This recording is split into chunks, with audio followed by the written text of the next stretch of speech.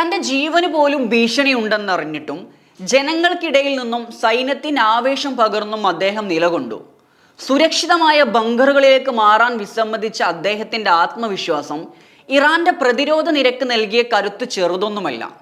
അമേരിക്കയും ഇസ്രായേലും ഉയർത്തിയ വെല്ലുവിളികളെ നേരിടുമ്പോൾ സ്വന്തം മണ്ണിൽ ഉറച്ചു നിന്നുകൊണ്ട് അദ്ദേഹം നൽകിയ സന്ദേശം വ്യക്തമായിരുന്നു: ഇറാൻ ആർക്കും കീഴടങ്ങില്ല. ഒരു വിപ്ലവകാരിയായി തുടങ്ങി ലോകശക്തികളെ വിറപ്പിക്കുന്ന ഒരു രാജ്യത്തിൻ്റെ പരമോന്നത നേതാവായി മാറിയ ചരിത്രമാണ് അലി ഖമേനിയുടേത്. 1989 മുൻഗാമിയായ ആയത്തുള്ള ഖുമൈനിയുടെ പിൻഗാമിയായിട്ടാണ് ഖമനായി എത്തുന്നത്. ഖുമൈനിയുടെ ആജ്ഞാശേഷിയോ വ്യക്തിപ്രഭാവമോ ഇദ്ദേഹത്തിനുണ്ടോ എന്ന് പലരും ചോദ്യമുയർത്തി.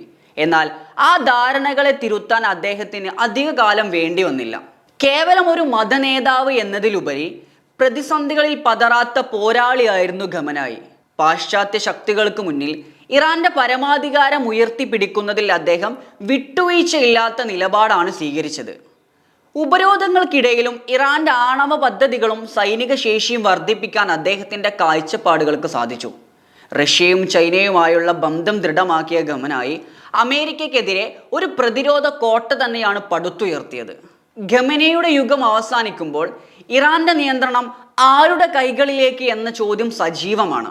ഇറാന്റെ ഭരണഘടന അനുസരിച്ച് ഇതിൽ വ്യക്തമായ നടപടിക്രമങ്ങളുണ്ട്.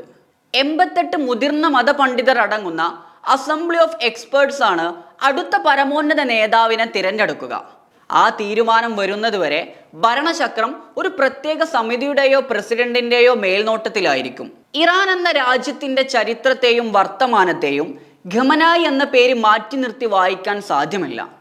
വ്യക്തികൾ മാറിയേക്കാം, പക്ഷേ അദ്ദേഹം പകർന്നു നൽകിയ പ്രതിരോധത്തിന്റെ കനൽ ഇന്നും ഇറാന്റെ മണ്ണിൽ ജ്വലിച്ചു നിൽക്കും.